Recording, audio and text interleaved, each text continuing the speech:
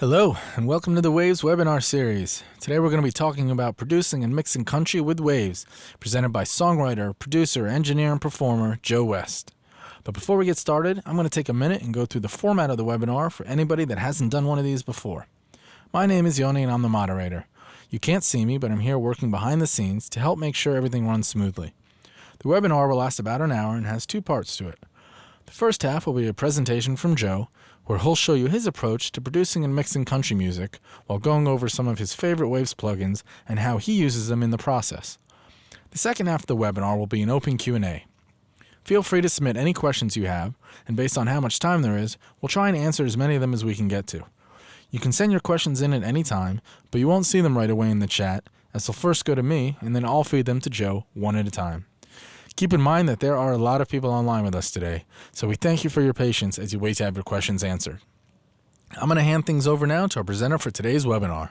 As a songwriter, he's had multiple #1 singles, as well as cuts with Keith Urban, Toby Keith, Tim McGraw, and many others. His music has been featured in over 100 network, cable, and feature films, and he has a long and distinguished list of production and mixing credits, including Emmylou Harris, Warren Zevon, Shakira, Steve Earle, Justin Timberlake, and many more Grammy award-winning and multi-platinum artists. We're very excited he could take time out of his busy schedule to be with us here today, so please welcome Joe West. Hey there, Joe West here. Welcome to Nashville, Tennessee, and we're going to be hanging out the next hour. I'd like to thank Waves for having me on. And we're going to go through a little bit about mixing country music. I'm a producer, a songwriter, and a mix engineer based out of Nashville, Tennessee. And while I've done a bunch of different styles of music over the years, country is where I finally found my home. And I love it down here, and it's an honor to be a part of the community down here. So I guess, for me, part of it is as a songwriter, I use Wave plugins a certain way, and as a producer, I use them a certain way. So I'm going to sort of go through my workflow here and show you how they are involved in my life. I think what we'll do here is we're going to go ahead and start by just playing down this song. This is a song that I wrote and produced. It's a demo, and what we do is we cut songs as the best we can, and then we try to pitch them to artists. This was originally a pitch for Rascal Flatts for this record that they've got coming out. So I tried to cut it with them in mind. So let's go ahead and take a listen from the top. And we'll listen through one time, and then maybe we'll just go through it, and I'll show you sort of my philosophy as to, conceptually what I think about music and how I build these tracks.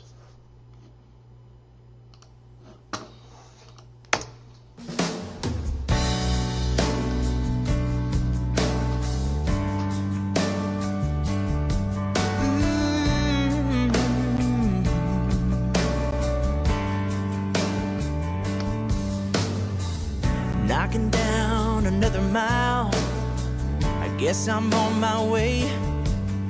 On the outskirts of another town, see the neon sign of an old cafe.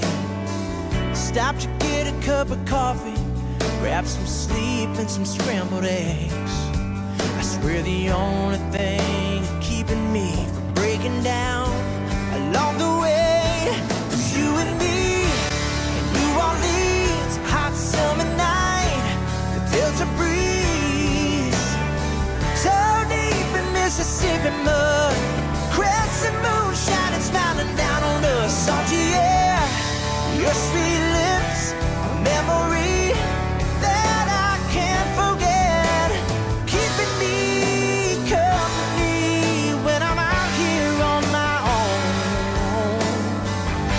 Yeah, keeps me rolling on.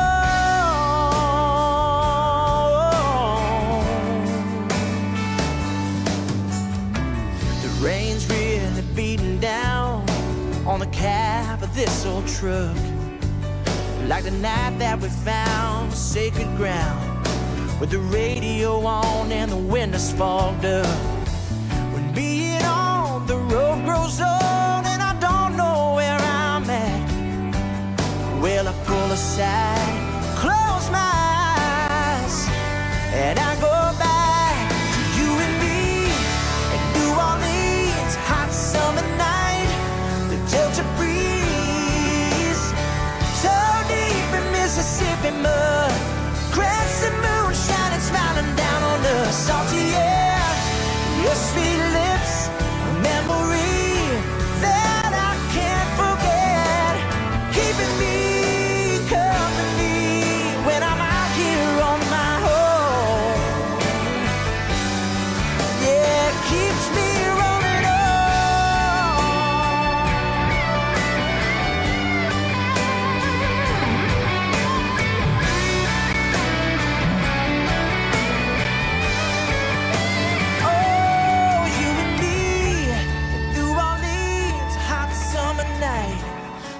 Delta breeze. Toe deep in Mississippi mud, crescent moon shining, smiling down on us. Salty air, your sweet lips, a memory that I can't forget. It's keeping me company when I'm out here on my own. You and me, oh, you and me. In New Orleans, hot summer night, the Delta breeze. Toe deep in Mississippi mud, crescent moon shining, smiling down on us. You and me. In New Orleans, hot summer night, Delta breeze. Toe deep in Mississippi mud, crescent moon shining, smiling down on us. You and me. In New Orleans, hot summer night, Delta breeze. So there you have it. That is our track. And, you know, as a songwriter, I came up engineering a ton. So, you know, I'm kind of caught between the two worlds. A lot of songwriters, as a songwriter, a lot of times I'll start building a track by bringing up the lead vocal and the guitar, whatever the songwriter wrote it around. You know, if it's an artist like Ben Folds, you know, you want to get, you know, the vocal up and the piano up and see what that song's all about. A lot of times I'll just listen through a couple times with just that and get an idea for what the song is, and then just sort of bring the song up around that. But the engineer in me, the mix engineer in me, wants the drums to just be massive. You know, so a lot of times I feel like I want to start there. And I feel like, and I think most engineers feel like, once you get the space around your drum kit and get the size, that's sort of the template, or that's the frame in which your picture is going to be painted. You know, so that's going to be the scope, size, width, depth of your field. So a lot of times I'll end up sort of going back and forth between the drums and the lead vocal. You know, the center of the song is always what's most important. If the song's not working, you can spend your whole life trying to get, you know, more guitars on it or more parts, and it's just not going to come together. I can remember reading something from Tom Lord Alge where he said the secret to a good mix was you turn up the good stuff and down the bad. You know, and as a producer, if you can be evolved along the way, as a mix engineer, when I was mixing out in New York City, I was continually polishing turds. You know, you get these tracks and they just sounded horrible. You spent the entire day sort of cursing at the tracking engineer. But, you know, being the songwriter, I have the benefit now to sort of see it through, you know, from my writing session to the tracking, to every overdub, making sure that everything's shaking hands well, producing that, and then I mix the stuff. So I'm able to remedy a lot of that along the way. And in Nashville here, unlike New York and LA and other markets, London, a lot of the stuff goes down live. We're one of the last bastions down here for large format recording studios. This particular session had 5 or 6 guys tracking at one time. Which is really unique. You know, in New York, you'd be lucky to get a bass player and a drummer playing together in most of the sessions that I was on. In fact, the first hit I had in country music was a 3-week #1 with Jimmy Wayne that I wrote and produced.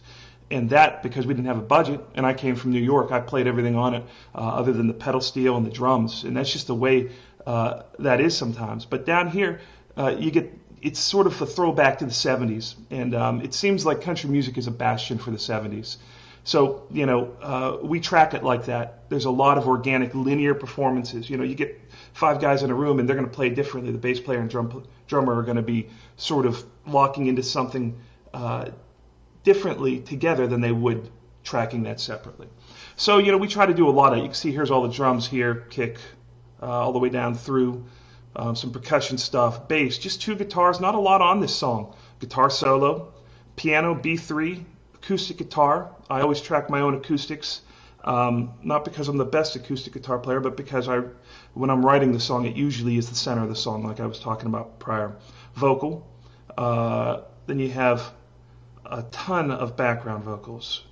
This is all me, of course, which I will not be soloing.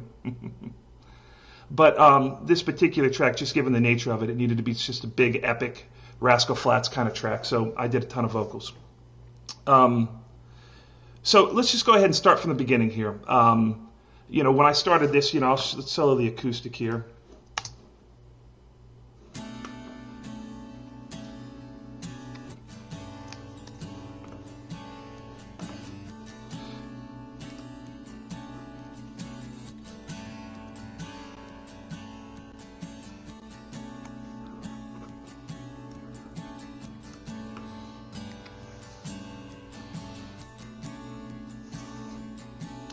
So not much going on here. It's just a good sounding acoustic. I think this is a Taylor GS5. It's before I had my old Gibson.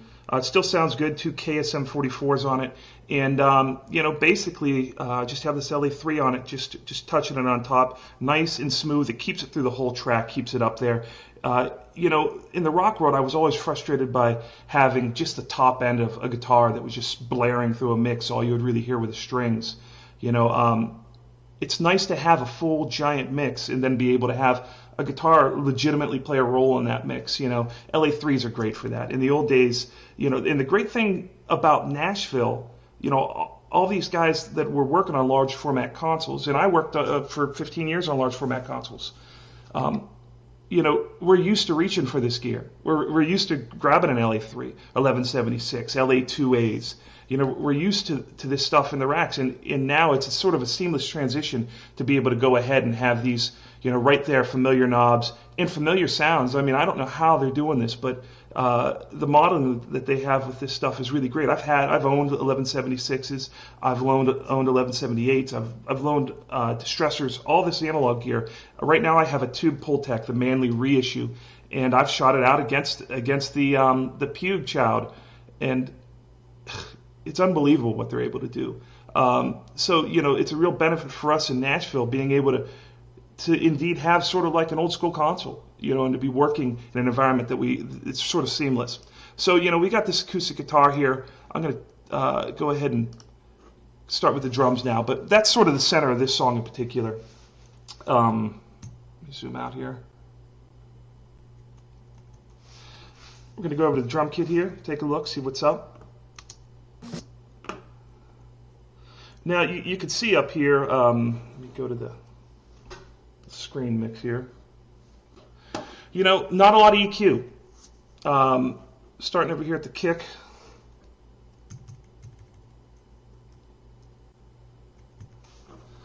Mostly compression. And I would say that I don't hardly use EQ. With the C4 and other types of compressors, you really end up having time frequency compression, EQ over time. The front of the drum speaks, but it doesn't lose the warmth that rises up afterwards. You can see here there's a Renaissance EQ on this snare here, and we're just pulling down a little bit of the box in it and bringing up a little bit of 8K. But other than that, you can see the whole drum kit really doesn't have anything but compressors on it. So I'm going to go ahead and play this. I've set up a bus here where I have drums processed and unprocessed, so you can get an idea. Whenever I mix, I mix very quickly. I probably have a song up and happening where someone that wasn't in the industry wouldn't hear a difference, but probably at 45 minutes in, and probably printing 2, 3, 4 hours into it, and maybe revisiting Pro Tools that you do that, come back and just tweak something a little bit. So what I'd like to do here is play a little bit of this drum kit with processing without. And I do a lot of stuff on the channels, but I do a ton of bus compression. I'll sum my bass and drums depending on the parts. In this particular song, I'm not summing the bass in to the drum bus, but you'll see I have a real heavy compressor on the drum bus that really makes it breathe, a lot of limiting. So I'm going to play it through a bit. I'm going to go to a chorus, and we'll listen to this drum kit with just with the processing, and then we'll play a little bit without the processing. Then I'll A/B them in real time. Let me solo safe these guys.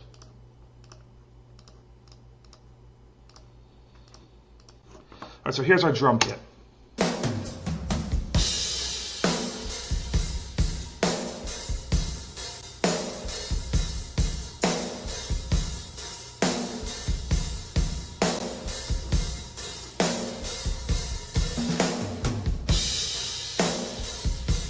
So once again, there's no samples here. This is just a drummer playing in a room. Here's that same drum kit without any DSP, no compression.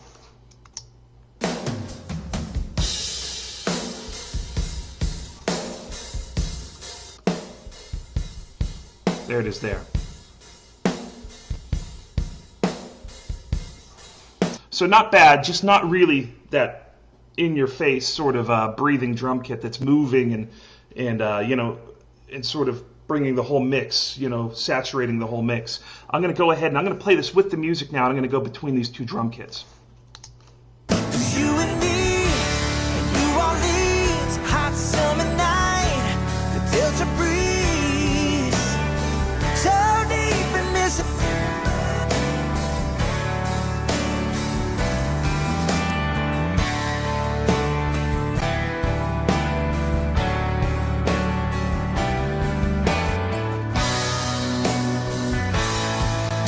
So you can hear it just in your face, sort of moving, pumping. I love that about mixes. What I miss about the 70s is that a lot of these records, those Eddie Kramer records, and old Eagles records, where the whole band was just sort of playing. It had this epic nature where the thing was ebbing and flowing and almost felt like you were in a live venue and your ears were compressing from the PA system. And with compression, you can kind of simulate that. You can have a real low volume, and that still feels like there's a subwoofer breathing. So it's just a drastic difference. And I'm going to go through this drum kit here. You'll hear. Let me go back. We're going to listen to what's happening on the channels. It's not a lot happening on the channels. It's mostly this bus compressor. So you heard the difference with and without that bus compressor there. That's just a drum bus. So the drums are all being summed to a set of channels like you would on a console, and then that's routed out to the main. Let's listen to the snare.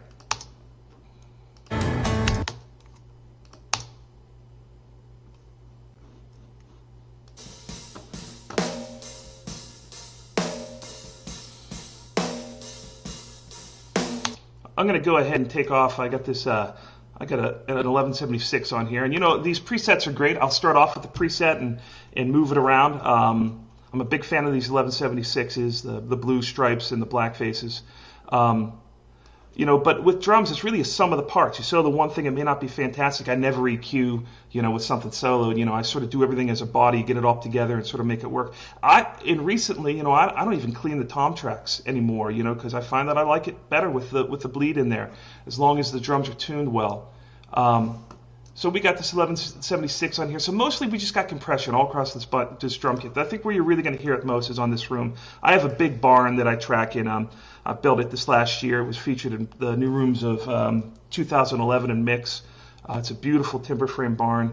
And we've got this massive room there. What we do is we track in a small ISO booth, but we leave the door open and put some room mics out there so we get the best of both worlds, all the early reflections, and then we go ahead and have a giant room that we're able to control. There's not a lot of cymbal schmear, and plus it's, the ISO booth and the door open acts like a natural compressor where it almost feeds the drums out at a real even rate. So you'll see here, let's get this up and I'll try to zoom in. Let's see. I got a blue face one here, a blue stripe. Try to get in closer.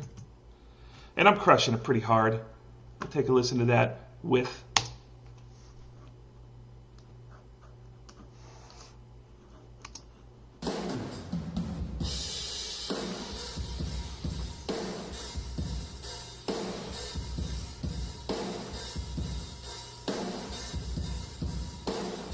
Let's go ahead and bypass that now and hear what just the raw room sounds like.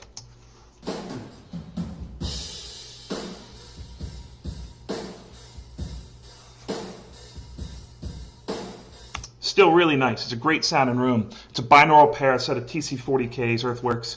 And they're not that far out into the big room. I mean, they're probably 12 foot away from the entrance of the ISO booth, but just not no line of sight. So you got a really nice room, but when you put that, you let that thing breathe, you can just put that in there and make it as massive as you want. Let's go ahead and I'm going to zoom out here, and we're going to play with this a little bit in the mix. You'll be able to see what kind of control. You can go from having a tight pop room to having just a massive sort of Led Zeppelin sound.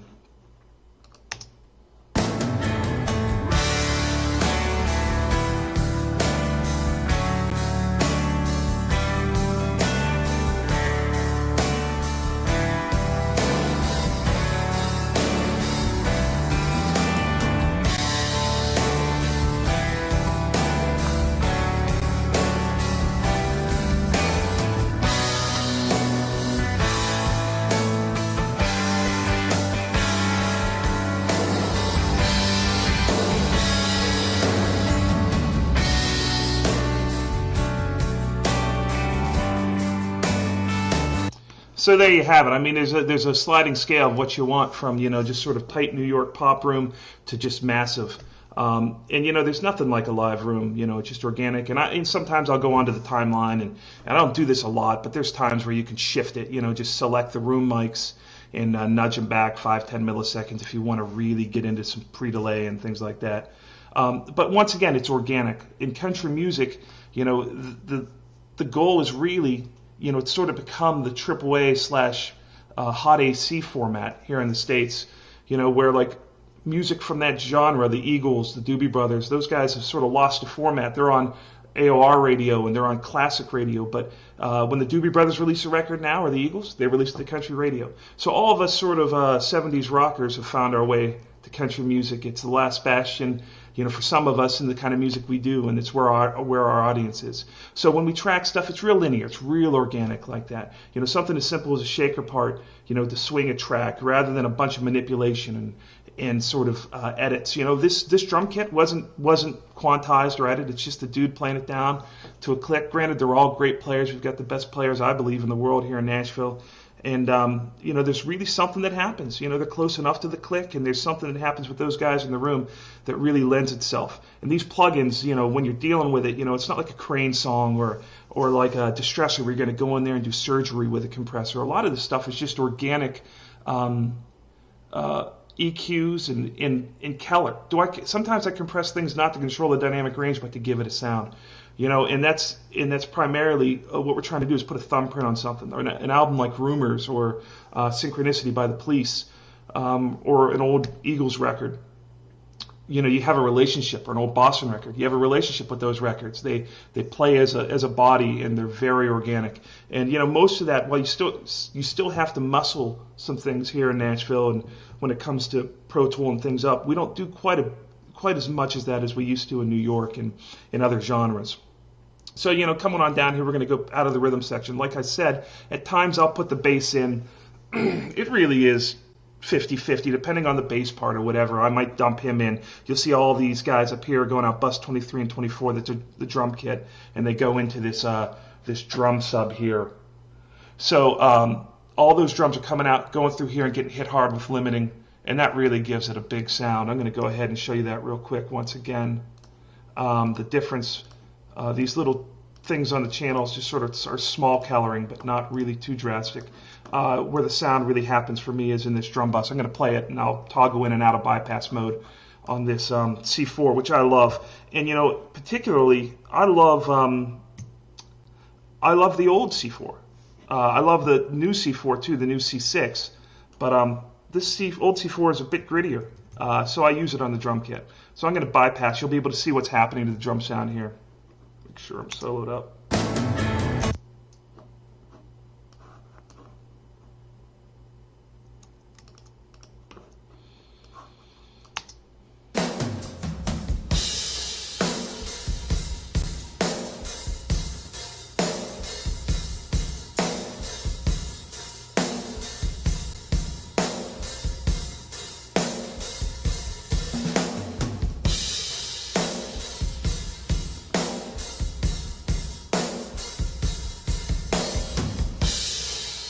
So once again, it's just a lot punchier, a lot more in your face.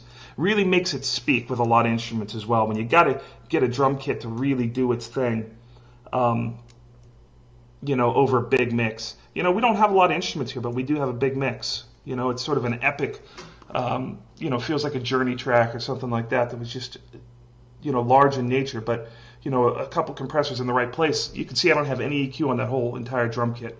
And they all speak well. No triggered samples, just all organic stuff. You'll see here I got this bass track, and sometimes I'll dump that through. In this particular instance, I'm not. It's just going out to the mains. And I love this guitar amp. This is a great plug-in. I've been messing with this a bunch lately. I've got this. So we'll play the bass first without anything on it. And we'll check it out.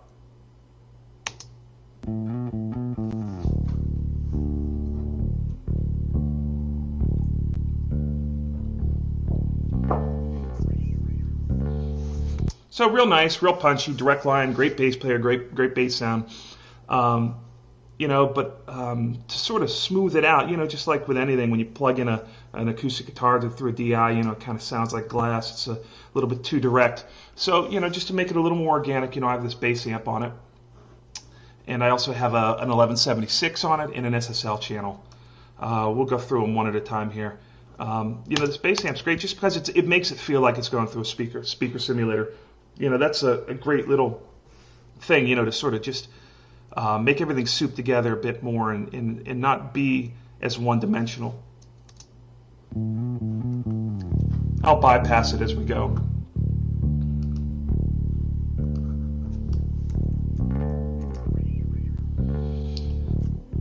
Bypassed.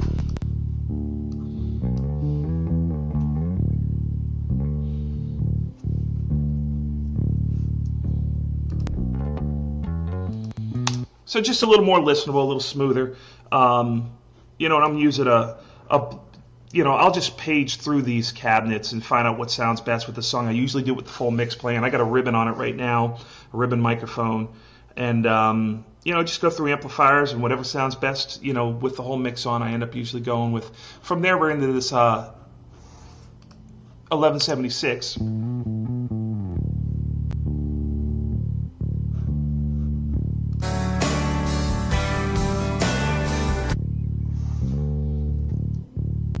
So just real nice. I mean, you can feel it sort of, it's on a leash, but it's got this leash where it's coming out, it's saying something, then it's sort of pulling itself back. You feel like it's a bit on a chain, but in a good way. Like it's it's coming at you. And it's just, attack pulled back a bit. It's faster release. A lot of times I'll do low ratios on basses. This is 4-to-1. I usually do like 1.5 to 1 or whatever. But this just sounds great on it, and you can't argue with that. That's what's great about these old school compressors too. You just put them on and they do their thing. You could start with a preset and just sort of tweak it. And I do all my tweakings through the 2-mix, I'll set up the 2-mix, which I'm going to show you in a bit here, where everything is just incredibly processed on the 2-mix, where when you take it off, it's a different song. So, I put all that stuff on and sort of, it's like mixing through an old vintage console. And it has its own sound, its own fingerprint. The song does what you want it to do. It has sort of a dramatic effect. And on top of that, I got an SSL channel here. Let's pull this up real quick. I'll show you. Put it in. It's just a little bit of compression. And anybody who's worked on an E with G, you'll know this channel strip is just sort of side by side rather than linear. And it's great. These EQs sound like the SSL. And the compressor is just a nice over easy compressor, sort of like a DBX 160. So here it is all together with the bass.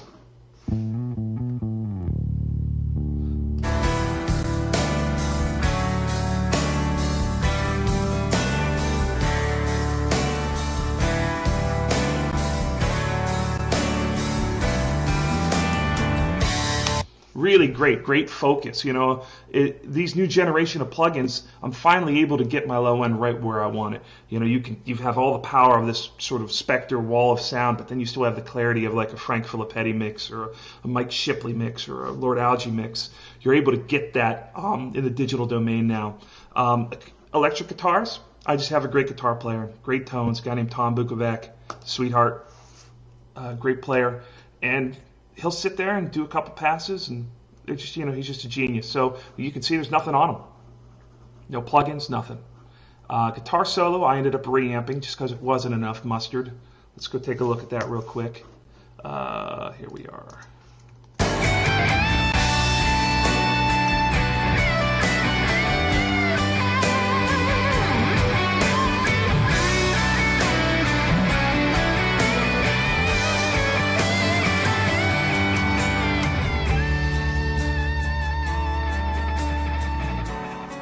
And this is, this is a solo that went down through a pedal board and amplifier. I have a Royer 122 on it through a Bogner 212 and 71 Showman head.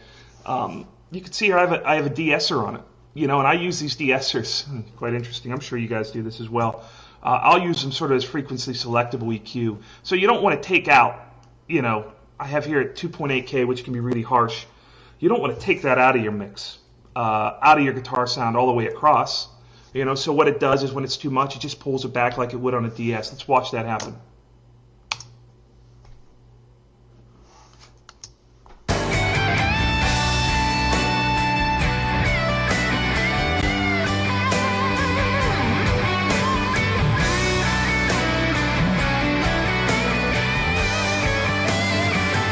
It's a great example of how, a compressor can be an EQ. And you don't want to take that out of the whole mix. So you can see it sort of pulling back when it's too prevalent. It's pulling that frequency back a bit and riding it up whenever it's not as strenuous.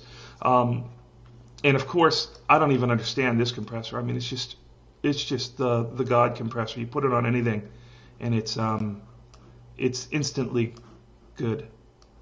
And I know about these compressors, and when I was in New York, you'd hear about them floating around town and it'd be at a room somewhere. But this just sounds great, and I don't really have any logic. I'll put it on, and it just sounds good. Half the time, I just put it on and bring the threshold down, and I'm like, that's it. I'm not going to sit there and monkey around with decay time and ratios if it just sounds fantastic. And that's what this does. I'll toggle this in and out as we go on this solo. You'll be able to hear it. There might be some gain makeup here, so it might be a little deceiving, but.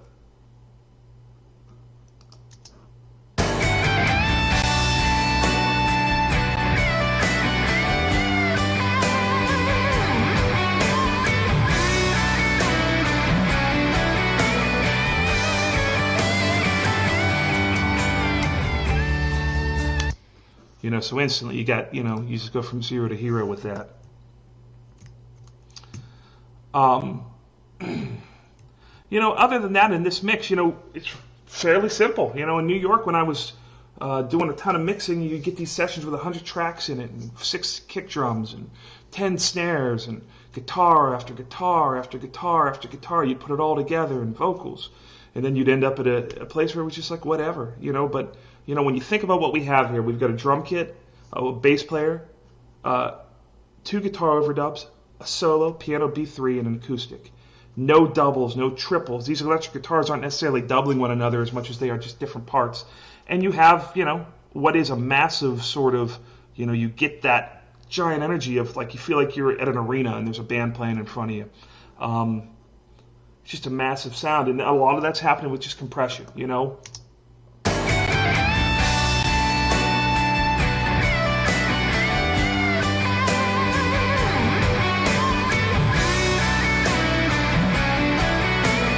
You could hear it sort of doing that thing, which feels like, you're in a loud venue and it sort of is doing this, speaker cabinets.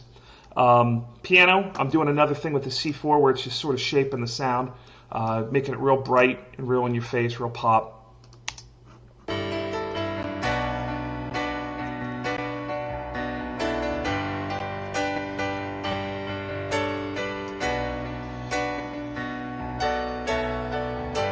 You can see I'm taking out a lot of that lower mid, so it's just a lot of just real bright piano, real pop piano to stand out over the track, like that Walking in Memphis kind of sound. After that we just have piano. That's the piano B3. There's nothing going on that per se. All to sort of, and you just sit there. You move faders around. I can remember I was in a session with Frank Filippetti once, and watching him, it was Phil Ramone was producing and Frank was engineering, and I can remember sitting behind Frank Filippetti and thinking, oh yeah, I do that. Yeah, that's what I use on my overheads. Yeah, those are the pre's I would have used. And yeah, I do that. And you're thinking like all along the way, but at the end of the day, you bring up those faders and you just sit there in awe because, it's the little nuances. And each of us brings something to our mixes. Whenever I mix a song, it sounds different than when my engineer mixes it. And he's super talented. He's a great engineer, and I've taught him everything that I know philosophy-wise. And he follows his workflow and signal flow is much the same as mine, but yet his mixes are totally different than mine. And that's what we bring to it, as artists. As a great mix engineer, you are as much a player as the songwriter is, or as the producer, sometimes more. It's unbelievable the control we have in the outcome of these records, and personally what we can bring to them. Background vocals, which are all me, just a bunch of stacks, tons of compression. I mean, just like the compression, it's just like full-on limiting. And this is that RVox compressor, which is an amazing compressor. I see I have some automation written on it here, threshold automation. I don't know what that's all about. Can't remember. But you'll see here, I'll go to a chorus, and you will see it's just leveled.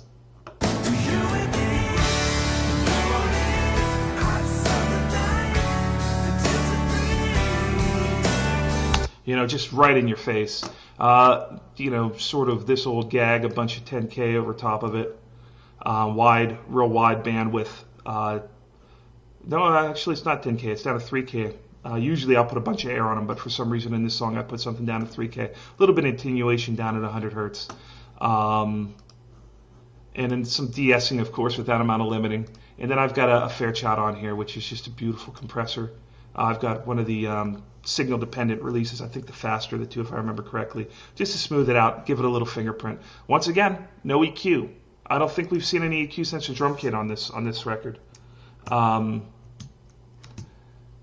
get to the master bus here. The vocal's great. You know, I think that I had printed this vocal because I just ran out of DSP, or not DSP, but I ran out of plug-in space. So I just have a couple de-essers on it. It's a great vocalist. I wrote the song with Travis Thibodeau, and this is him singing. He's fantastic. Great guy, great singer, one of my favorite singers in Nashville, and he's a great artist in his own right.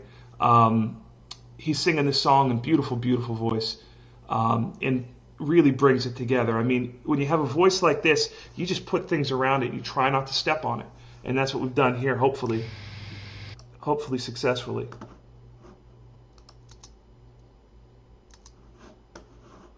Check 1, 2, what's going on here?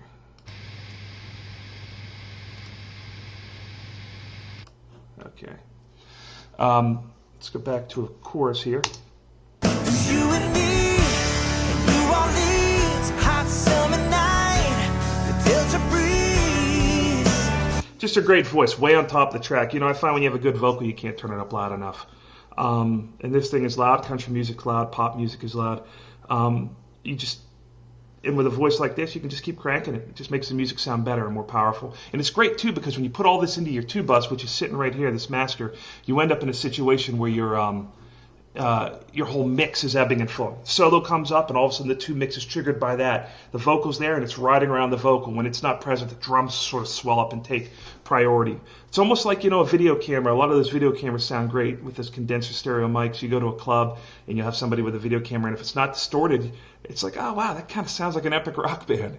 You know, a lot of that going on with this. Speaks really well. I love the 1176s. And like I said, I think I've already printed this vocal because I had probably filled up on all my insert spaces. But I love that 1176 on vocals. I love the RVox on vocals as well. You end up sort of just finding which one is right for the voice and which one is right for the song. A lot of times it's just the same as picking the right microphone. I think this vocal is done through a C12. All right, so let's get on to this master fader here, because this is really where a lot of it happens for me.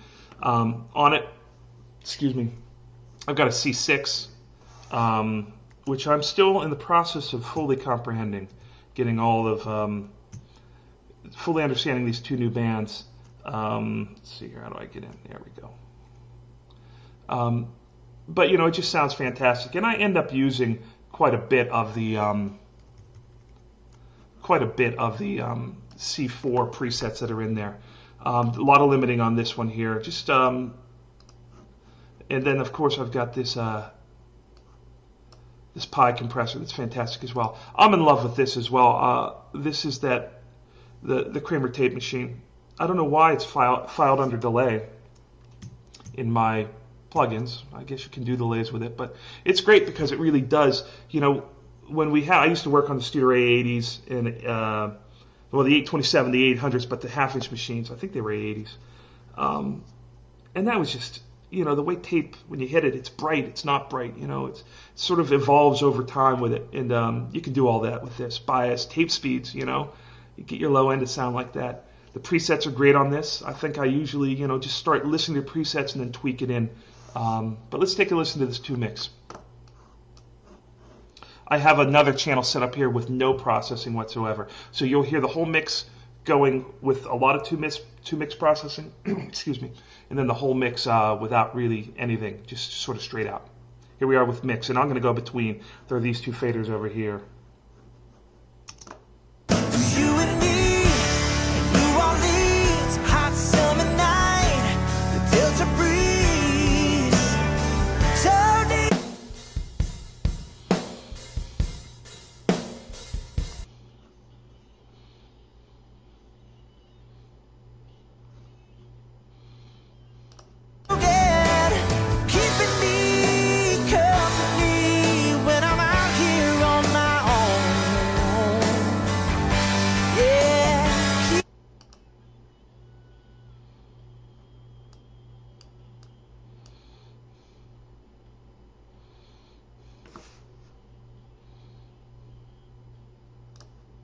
this old truck.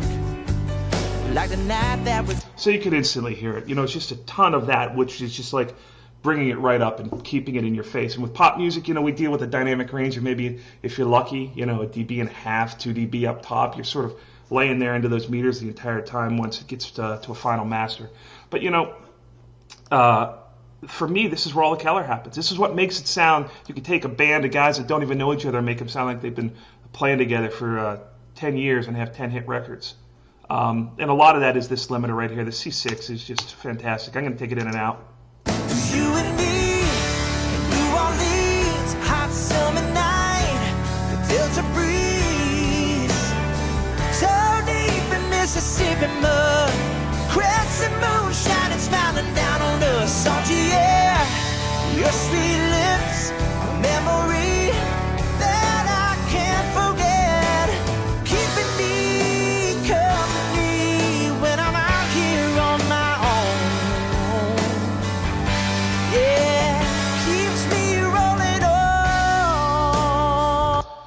It just finishes it off, brings it up in your face, makes it clean, powerful, punchy. Same thing with this pie. You and me, New Orleans, hot summer night, the Delta breeze, so deep in Mississippi mud, crescent moon shining, smiling down. It really does give that effect that it's just dabbing, like on a chain, back and forth, just continually wanting to be a priority for you, as the listener. There's never a dull moment. It's not like you ever hit a section at 24 bars where there's like this, solo that's sort of off in the distance. It's like that solo comes right up and it's the main character. I have a Pultec EQ on here. Here we are, a little bit of 10K put up there, and that's really it to brighten it up, make it speak. That limiter's pulling back and forth all this stuff, so it's sort of, you never really are full wide open. That EQ is sort of a dynamic EQ, but on this whole mix, we probably have 3 EQs. But there's no mud, because those compressors are pulling it back. At the end of the day, hopefully it all works together as a cohesive, process to sort of communicate that song. And that, for me, it all comes down to the song. To be great mix engineers, we have to be able to convey from start to finish. It starts with a songwriter, goes on, the producer and artist interpret that, and then as us, as mix engineers, are our own artists, in the sense that if we can get on to what was great about what they were doing, we can then take it. In the summation of all of us, songwriter, producer, artist, mix engineer, and great tracking engineer, if we do it together and we do it right, you sort of end up somewhere that none of us would have gotten on our own. That's the goal, and I hope that, I think I'm wrapping up here. I hope that this has been insightful for you. Hopefully I haven't skipped anything. I think we're probably ready to move on to questions and answers at this point.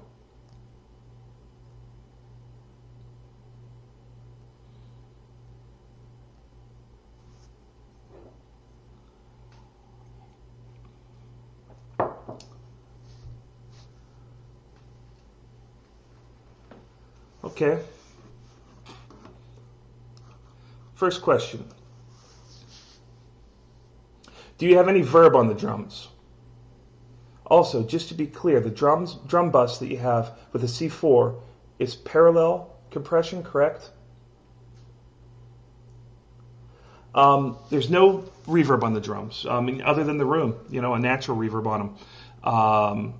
The compressor is just straight compressor, just as if you had an SSL and you send everybody out bus 1 and 2, go straight over in. There's no side chains. There's nothing else happening to that. It's only being triggered by the signal it's seeing, and I mix into that compressor just like you'd mix into anything. So you just bring up those faders and you sort of make them ebb and flow and sort of take priority like you do in the 2 mix. The C4 is great for that. It's almost like a virtual mixer. It's like, you ever notice on TV everything sounds pretty good? It's because they're about 40 dB into compression at different stages. Same thing with radio.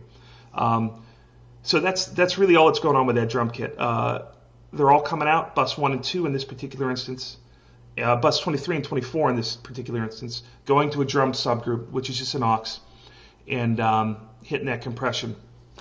And that's really it with that. There's not a lot of voodoo going on with that. Great drummer, great performance, and the right compression.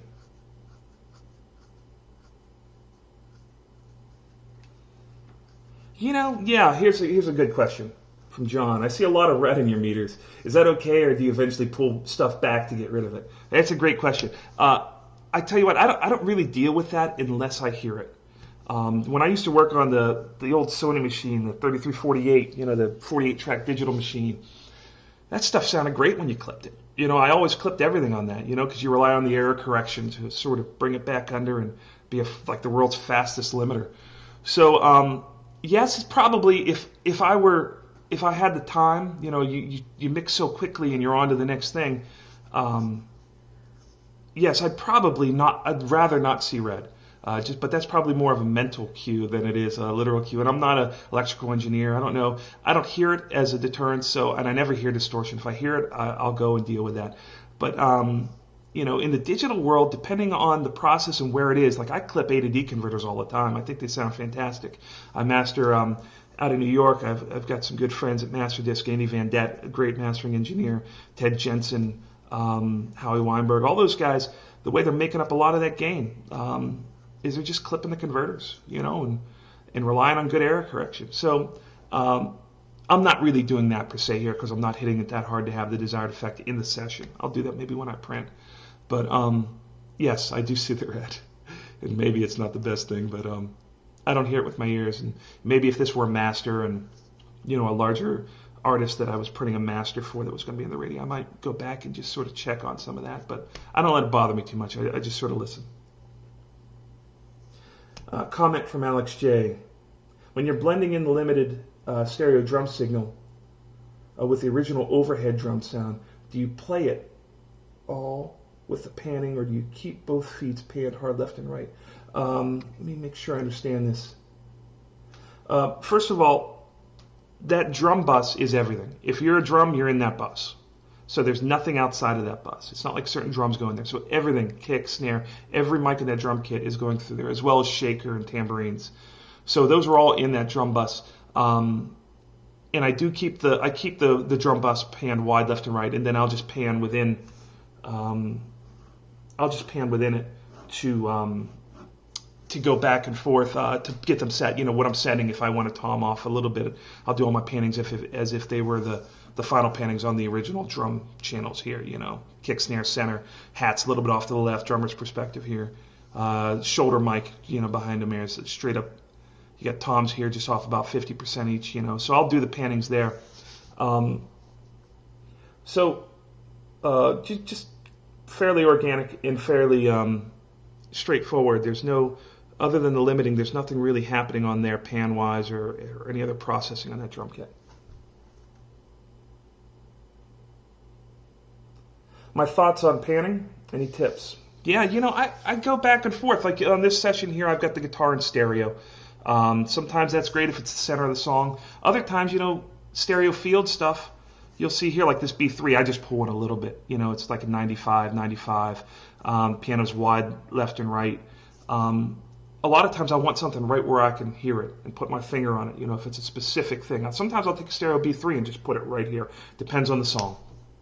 And sometimes you want to look at something and point right at it. Whereas, B3 with a rotor, maybe you want that to just envelop space around you. Excuse me.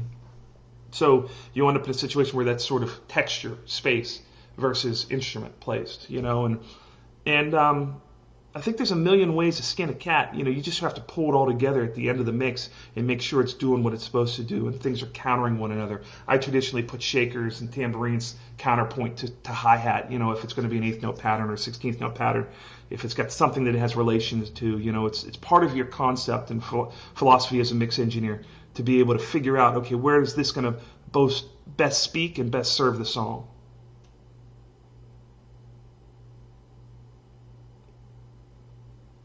Comment from Legend. Have you ever tried these same techniques on virtual drums? Yes, I have. I mean, I think the thing with regular drums, I'm good friends with Nir Z, who's a great friend of Waves as well, and he helped develop that one of the drum programs, Superior Drummer, and him and Neil Dorsman, a great engineer, went up and got a ton of samples, and those are unbelievable because you got bleed between things. You can control the amount of bleed from your snare into your overheads. And if you get those sessions from someone, especially a guy like Near who really knows how to work it, you end up in a situation where you pull it up and it's just you're hard pressed to know whether it's a real drum kit or a fake one. So for me, the compression, all that bleed, I really enjoy it. Why not? And like I said, I don't even clean the tom tracks unless there's a really bad tuning issue. There's something to be had there, and you just have to take it on a case-by-case basis. Synth bass, yeah, same thing. I remember there was a great record that Tom Lord-Alge mixed, Blinking of an Eye. It was Russ Titleman produced it, and it was Michael McDonald record. And it's all, all that era, just the older stuff. And also the Back in the High Life, that's a great record where I thought, wow, this is really organic. And listening to those records as a mix engineer in New York City, I thought, man, if he can do it, I can do it. I just figured out, I'm just going to sit down and figure out how I can get those things to speak the same way as their acoustic counterparts. Sometimes they're better depending on the format you're playing in the genre of music as well. So yes, they do work. Once again, it's like being a mechanic. You got to sort of get to that nut on the strut, and you might be there an extra half hour if it's rusted on. You might have to heat it up and beat it off with a hammer. But it's sort of it's triage. You look at that mix and you figure out, okay, how do I get this mix to speak? What does it want to say? That's why you listen to the song first and find the center of it, and then you get a concept and you start saying, is this productive? Is this particular overdub or instrument productive? How can I make it speak compellingly to what the song wants to do?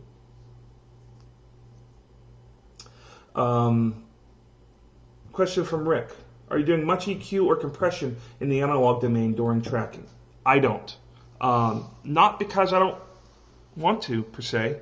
I got a great sounding room. Like I said, today we're here at my house rather than at my studio because I didn't have the bandwidth for the internet connection to do this. But, I've got a really large room that sounds great. So I've got a bunch of APIs, like 24 APIs that we just go directly into Pro Tools. So we don't have EQs in place. Not to say that, like in the old days when you bring it into a console, if I had an EQ there, I might put a little something on something or take something out of something else. I don't find it to be an issue at all. Once I get the tracks into Pro Tools, I manipulate them however I want, and I don't feel like there's any consequence to that. But if I had a large format console, I'm sure I'd reach for an EQ. I'm sure I'd reach for a compressor. I do compress some stuff to tape. My engineer that does the tracking with me when I'm producing, he's great tracking engineer and a great dude. We'll use a Neve. I have a Neve 32264A that we'll put on, maybe the bass going down. I have a Manley variable MU that we may put on something. But it's mostly just a straight ahead organic tracking. Just get into Pro Tools and then deal with it. And under the circumstances, with great microphones, great players, great instruments, you're usually in a pretty good place. Question from Corey. When you're working on a track with violins, do you approach them the same way? No EQ and mainly compression? Or do you have EQ to keep them from fighting the vocals? Thanks. It depends. That's very dependent upon who tracked them.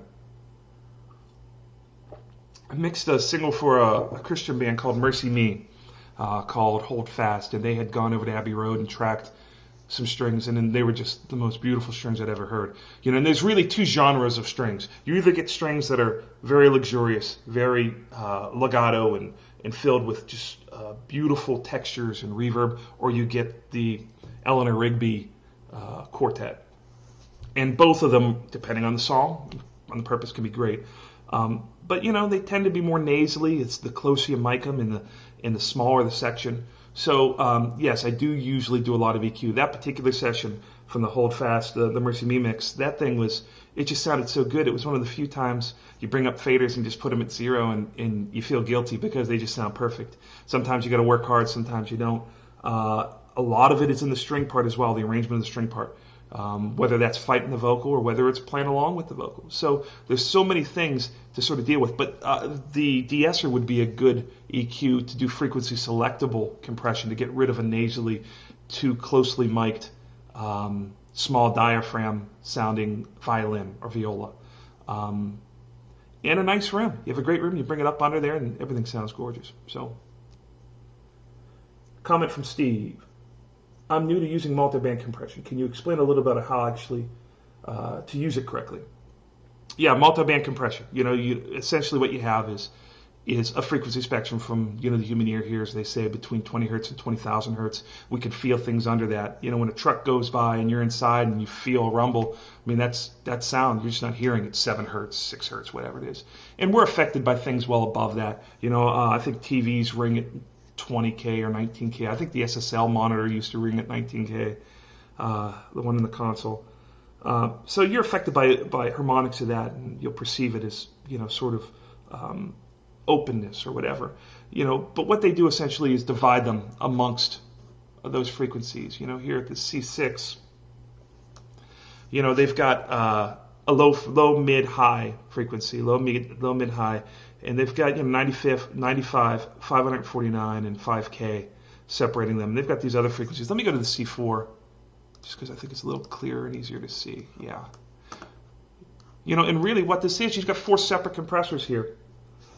You've got, all your bass frequency. I'm going to mute this. Should be muted. Just check. Yeah, you can see here, everything below 95 hertz is getting controlled by these settings. This range, this threshold, attack, release, it's separate. You can notice the release time's a little bit longer than as you go, a little bit longer than the higher frequencies. So what you end up having is an EQ, essentially. If you've got too much mid-range, you put on the threshold in this second box here, which is controlling between 100 and so hertz to 500 hertz, and you can pull out all that boxiness, by bringing that threshold down. You'll see here these snare hits. It's taken out the box, but then it's coming up quickly so that it's not a thin snare. It sort of rides it a long time.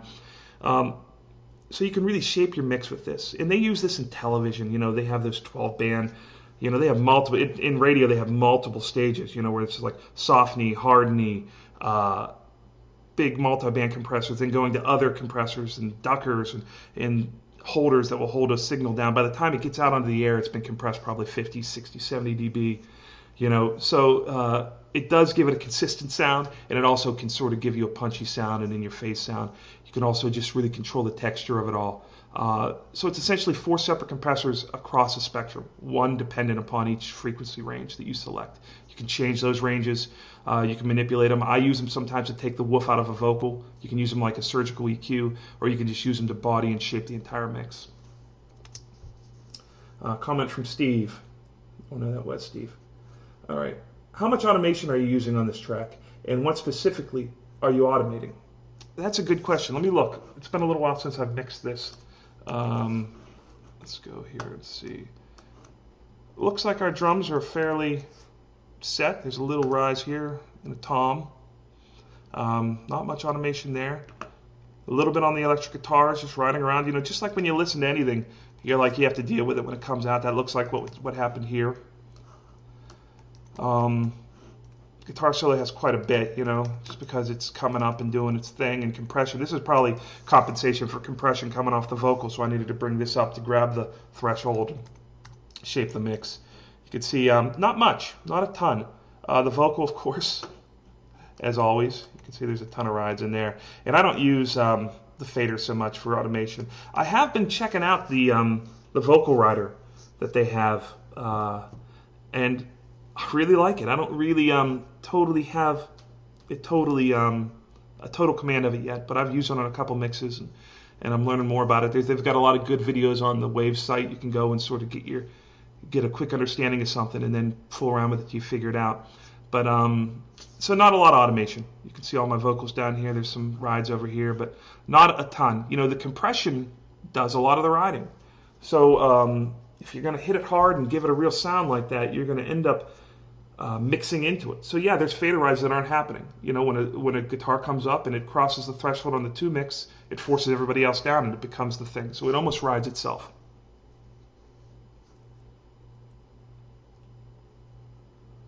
What would you say is the best trick for blending kick drum and bass? Is it, can't see this,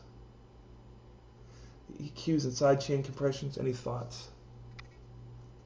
Well, I think the best thing is finding a good rhythm section, guys that play really well. Sometimes we don't have the luxury of choosing who's playing on our records or the records we get to mix. But I would say for me, if I don't have control and I'm just mixing a song, I would end up saying that I'll check phase, absolute phase, rather than relative phase. Let's say like relative phase is you've got two microphones on a drum kit, and are they relatively in phase with one another? Are they in or out of phase?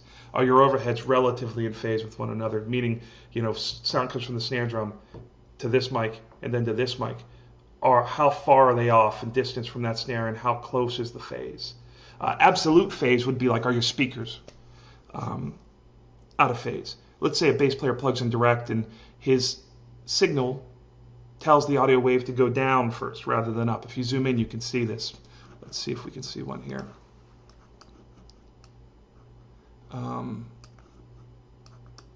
You can see this one goes up north first. So this would be positive phase. Sometimes they'll go down first. That's mean they're negative phase. If you look at the kick drum, same thing. So you want to make sure that they're both going the same direction at the same time. This guy's going up first. If this guy was going up and the bass was going down, then they'd be telling your speakers to go different directions. So like your bass would be saying, hey, produce this wave, and if it didn't have anything else on it, it wouldn't matter if there was nothing else in the mix. But if you have a kick drum, then when you hit it tells the speaker to go back first rather than forward, well then it's going to be in direct conflict. Your kick drum's saying, hey, push forward to make the sound. Your bass drum saying, hey, push backwards. So then you end up with an offset somewhere along the way, where the math, you subtract one from the other and you end up sort of here. That speaker's not working efficiently. So I'll make sure the absolute phase is good. And I'll listen. I'll sit there with a phase button, click it in and out and say which one feels better, which one sounds better. I'll make sure that the absolute phase of my low end is together. Make sure that the bass is right. Look on a scope. They've got some great meter packages and waves that you can really get a good perspective on where your phase is at. Once you have that phase together, you have the best power transfer. You have those speakers working together in unison so that they're together for the cause, which is to translate music, to get it out there. And you don't want to put your speakers on a chain, So I would check that phase. I'd also make sure they're playing well together. You may decide to put that bass in with the drum kit on that bus compression, the drum bus compression. You may not. All these things vary from song to song. There's a couple things I check very quickly. I've been mixing so long that I sort of have a system down, and I'm trucking through things, and if I have an issue, I'll go to the next drawer down and try to sort it out with this trick or whatever. But in general, if they're playing well together, the absolute phase is together, and you can get them sonically figured out what is happening, where they're going to be sounding best. And maybe it's longer release times on that bass. It depends on the song and the tempo of the song. But getting those guys to work together, your C4 also helps a good bit with that because you're compressing your low end separately. So it's a lot more controlled. You can now take that compressed signal and bring it up a bit so that it's a bit more consistent in your face as well. That's always a struggle to get good low end. One that like the sort of an elusive struggle. But with great plugins, great hardware, great interfaces, all that stuff helps.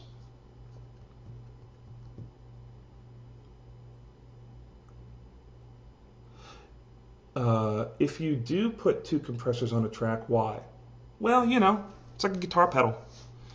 I've even considered buying an old analog machine, like an old MCI 16 track, or, for me that wouldn't be about tape as much as it would be that'd be a guitar pedal for me. An LA2A sounds different than an 1176. So when you get that 1176 on, you may say, oh, I want to chase that with an LA2A. It's a photo opto cell compressor. It's going to be a lot longer. It's going to maybe it's not sitting that beautifully in the track, but you like what the 1176 is doing, so you put that LA2A to chase it. A lot of times I'll chase that pi compressor chasing the limiter. I mean, yeah, it probably, on a scope, it probably looks horrible, to an electrical engineer, but when I listen to it, it's the desired effect. It's about building this stuff. I don't know that I would ever get inducted into the Audio Engineering Hall of Fame.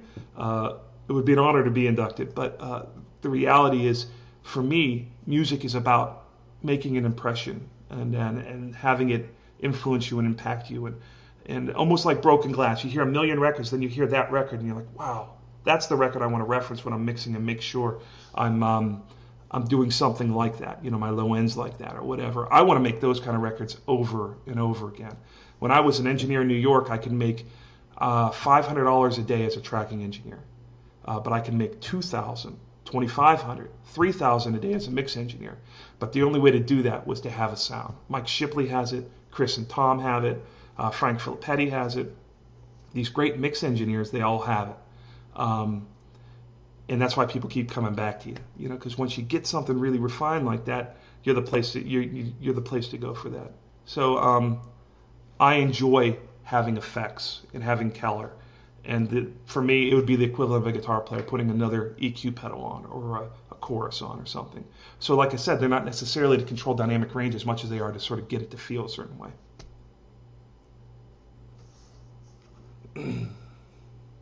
From a budget-minded, just starting sort of writer, who have you learned engineering and mixing mastering as it goes? Oh, good question. All right, so what are the essential plugins to get from a budget-minded sort of a guy that maybe doesn't have the ability to go get a Mercury bundle per se? Well, what I love about the Wave stuff is that they're a la carte now. So you'll get these emails where it says, "Hey, try the new Hyper EQ or try the new C6," and you can buy them a la carte. When you think about a compressor like an 1176 or an LA2A or an LA3A, to buy one of those, it's a $2,000 acquisition. And they all sound different. I have owned multiple ones over the years, and none of them sound the same. None of them. That's part of the beauty of them. What they've done is model the favorite compressors, of a particular engineer, and brought them into Pro Tools. So now you can go out for $500 and buy the CLA bundle or the Eddie Kramer bundle. And for $500, there's a certain amount of commitment we need to have as songwriters and producers and engineers to our craft to indeed do it at a professional level.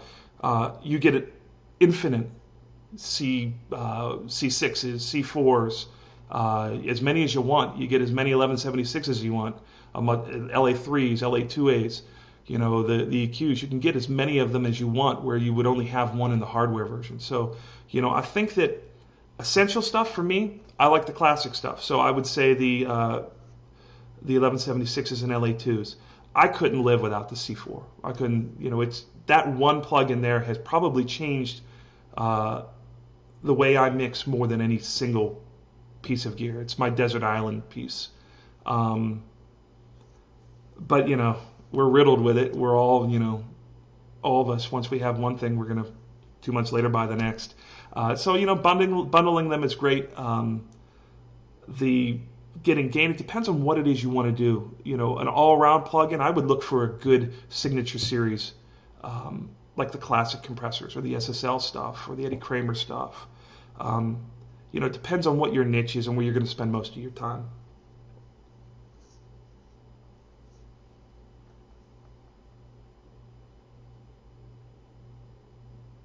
Oh, darn it. I wish you could have heard the 2 mix. Let me see if I can get that up for you. I'm sorry. So we're going to try. Evidently, you could not hear the unaffected 2 mix. That's why I'm hearing this. All right, let's go through that again. Real quick here. Let's go to chorus.